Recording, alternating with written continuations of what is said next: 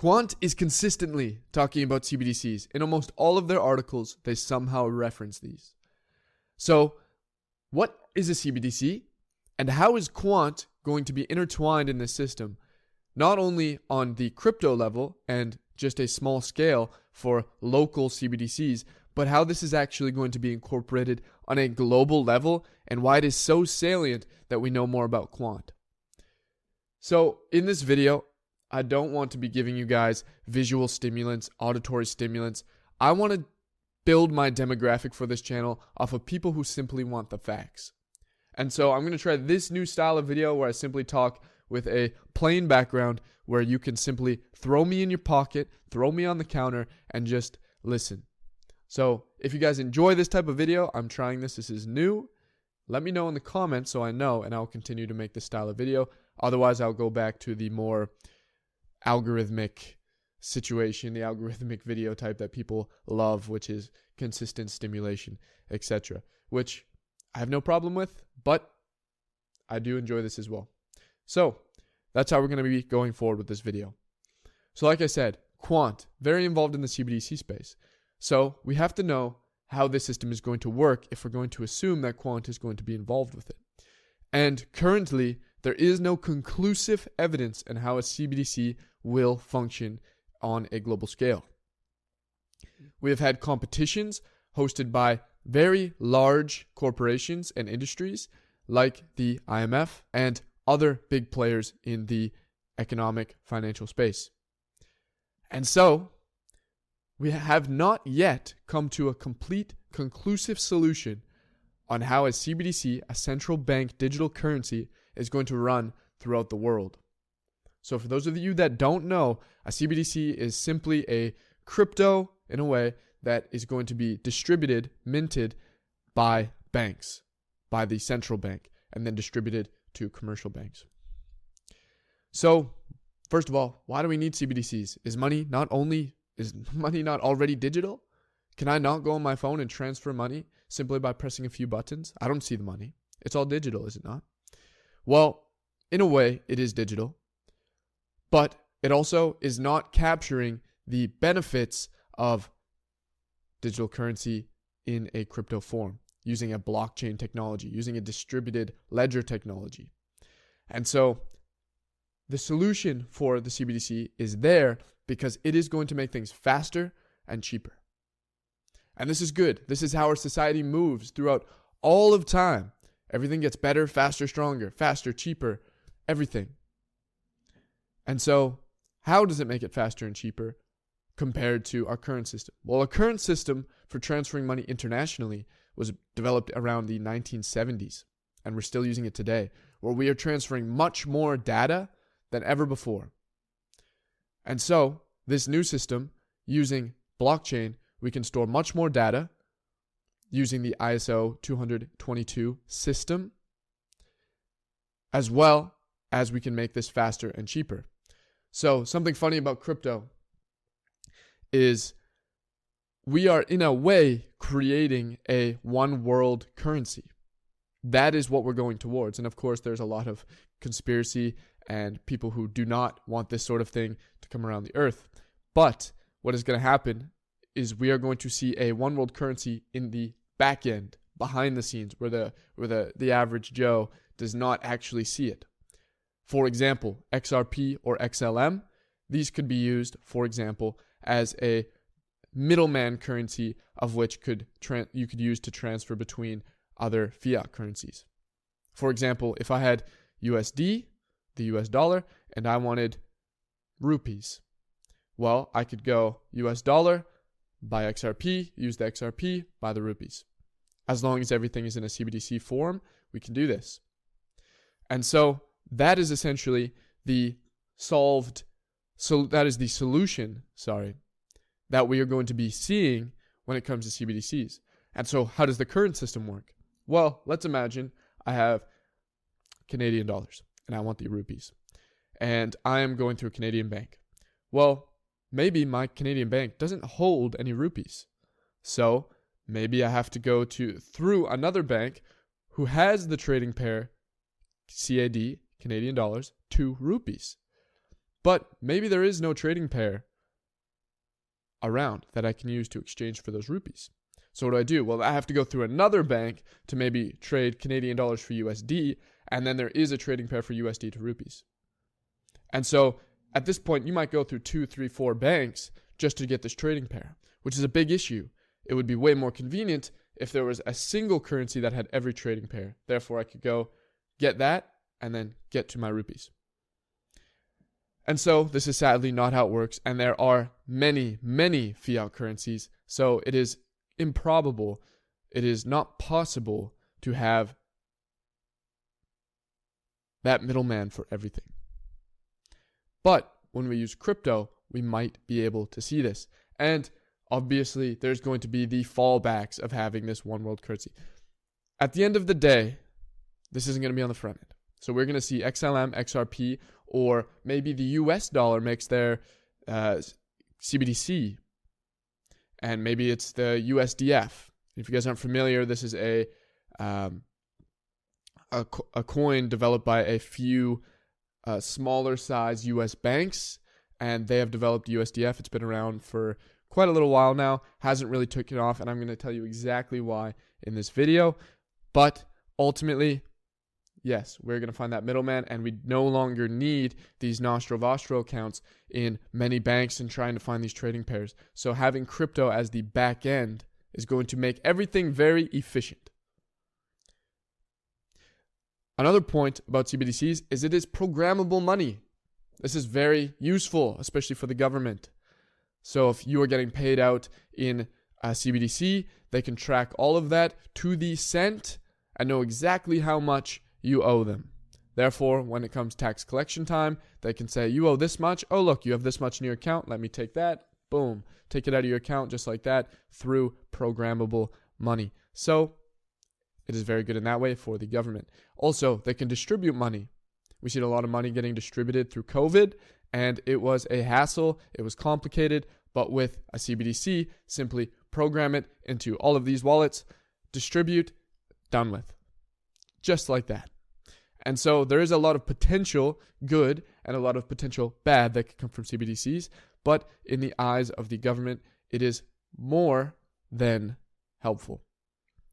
As well, it creates this sort of environment where the government is going to be able to gatekeep the crypto industry. Currently, there's a lot of money being laundered and there's a lot of tax evasion being had behind the scenes in crypto. And that's because you can get crypto in many, many, many ways through many facets. But what if that was controlled? What if there was a funnel where everybody had to go through? Well, then it could all be tracked easily. So let's say in 10 years, we have CBDCs worldwide.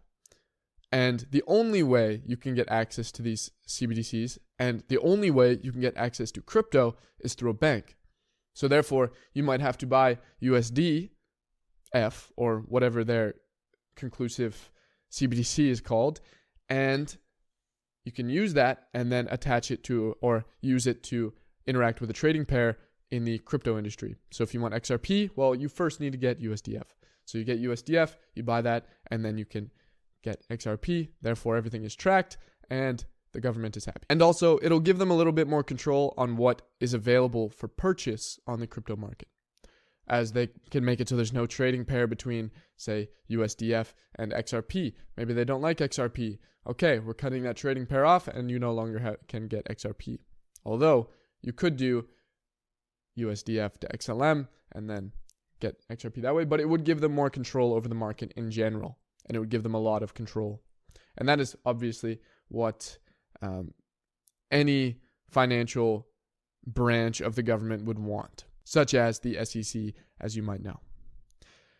All right, so these are the reasons that the government and the people might want CBDCs in the future, and why it is almost certain that we are going to have them and they're going to be a part of everyday life. We already see startups happening like USDF, or if you watch my last video on XLM, you would see that they had worked on a CBDC themselves. And so there's much evidence to show that CBDCs are going to be huge in the future. So where does Quant come into all of this? Well, the first thing we have to understand is there are central banks and there are commercial banks. And the central banks have different functionality than a commercial bank has and need different things. These are two very separate things. And so, for example, a central bank might need to mint. Commercial banks should not be able to mint. So therefore, you will need functionality differences, which means you will need to be on two separate distributed ledgers. And so in order to do this, you would need a token that can transfer from ledger to ledger.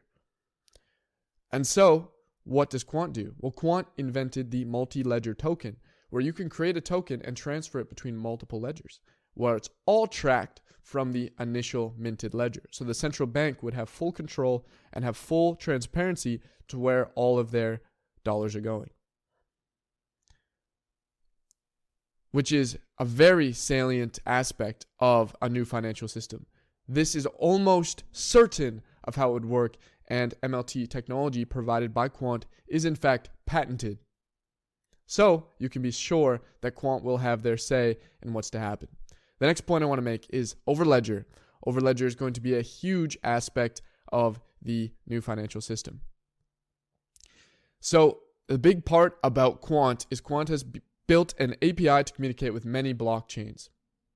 And this is very important because it gives scalability to these banks and industries that are adopting blockchain technology. And so what I mean by that is if a bank wanted to use blockchain technology, they would want to make sure that they're on top of the tech 24/7, 365. If there is a new bout of technology, they want to have that technology ready. They don't want to get beat out by the competitors. And so they have to choose the best blockchain or the best DLT tech in order to make sure that that tech is going to be able to scale with the rest of technology. But what is to come in the future? Who knows? We started with Bitcoin. Bitcoin had their coin. They had a distributed coin or a distributed ledger that tracked value in a decentralized manner. And that was super valuable, and everybody jumped on that very quickly. And then from that, we had much more adoption, and therefore we had much more developments. And what did we get? We got smart contracts. The next step, step 2.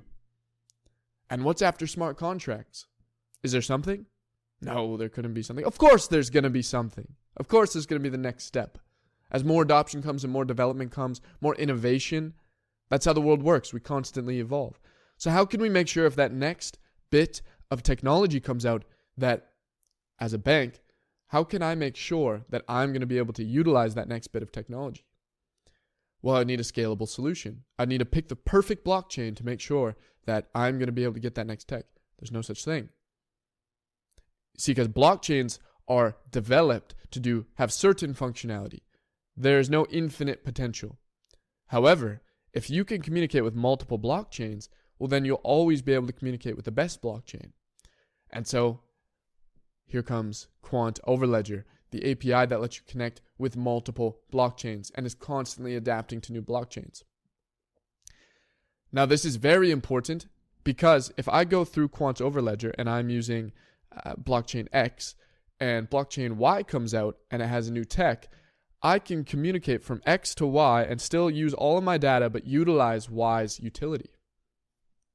That is the best argument for a scalability solution for banks and industries to hop on Quant, to hop on Overledger. Why would they choose one blockchain when they could simply choose a solution that allows them to use all blockchains? Well, virtually all blockchains.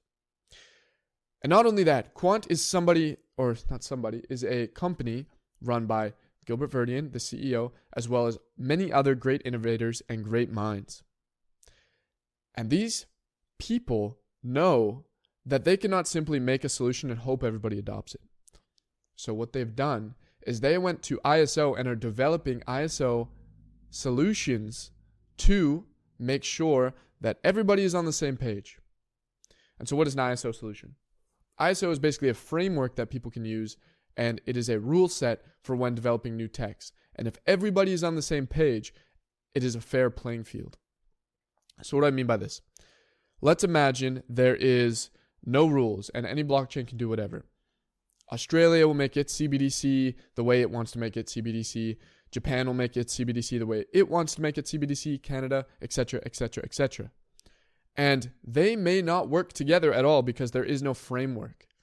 So once you develop a framework of how data is collected and stored, then everybody adopts this framework and everybody can now intercommunicate and the financial system can communicate with each other and everybody's on the same page. Beautiful. And so that is what the ISO 222 coins are meant for: data collection, communication, etc.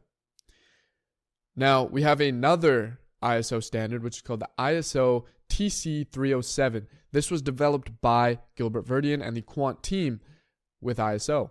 And this is for interoperability. So this is very, very important, because if Gilbert creates the ISO standard that is massively adopted, well then obviously he's going to make sure Quant is in his best interest. That is going to be incorporated into the TC 307, ISO TC 307. So by creating this interoperability solution, we can make sure that if a new technology comes out, if that third level comes out, it is able to be incorporated, one, with interoperability solutions such as Quant, Overledger, and others. Others are being kept in mind by Gilbert and his team. But Quant is obviously going to be the leader in all of this, provided that these standards are massively adopted. So when it comes to interoperability, it is important that we have these standards so everybody is on the same page. We wouldn't want other countries, say 10 countries, to be interoperable with this new technology, the next step technology, and the rest get screwed. Because then those 10 people are going to be ahead in the financial economic system and everybody else is going to be behind. So we want a level playing field for everybody. We create a standard, so if new tech comes out, it can be interoperable with the rest. And therefore the financial system can move on and move forward. And essentially, if we had a, 10-to-1, maybe even 1-to-1, both sides split, so half of them are able to interoperate and the others aren't, well, then the economic system wouldn't work. And so it helps everybody, it is in everybody's interest to create a standard for interoperability. So Quant understands this. Gilbert Verdian understands this. He's worked in cybersecurity in the financial sector for many, many years on the federal international level. And if you want to go check that out, go check out his CV at gilbertverdian.com. I'll put it in the description if you guys are curious on that.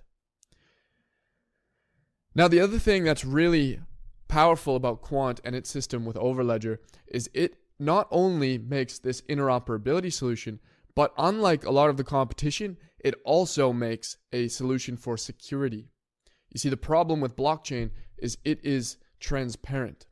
So I could look at a system, how it functions, find its vulnerabilities, probe it, and hack into it or break it or exploit it, which is not good. A bank would not want their security mechanisms open so everybody can see how they work, because then you're bound to find somebody who finds a hole in your system. And so what Gilbert has talked about and what he does with Overledger, with these bridges and so forth, is they are not open. They are closed. So you can have this security. You can have this security where people cannot probe and exploit you. So it adds a very powerful dynamic to Quant solution. So secure bridges are a huge aspect of this, and that is why it is so powerful that Gilbert is working in cybersecurity and has worked in cybersecurity. So keep that in mind. So other reasons to move forward with Quant. Why would people adopt Quant over other solutions? Well, like I said, Quant is working on ISO solutions, ISO rule sets. Also, Gilbert Verdian has an amazing CV and is a trusted individual. Like I said, he's worked in the international and federal level in cybersecurity. This is a trusted individual. When it comes to B2B business, people aren't looking for the branding. People aren't looking for the things that a consumer might look for. They're looking for an individual that they can trust, that they can put trust in. And who better to put trust in than Gilbert Verdian? The ISO standards. Another great reason to work with Quant is they're pushing forward not only themselves, but the rest of the world. They have the world in mind. So guys, that is a pretty accurate description and introduction to Quant and why you guys should be paying attention to this coin. Why you should be paying attention to this company and why you should be paying attention to their technology. Because Quant is much like the Tesla. A lot of people feel like Tesla is a car company and they're overvalued, etc., etc. But Tesla is a car company, but it also is a data collection company. All of their cars are collecting data on data on data, all kinds of analytics, and that is powerful. And so they are not only a car company, they're a data collection company. And so that aspect is very overlooked. So when people look at Quant, they think, oh, this is a crypto coin. What is its utility? What does the coin do? And that matters.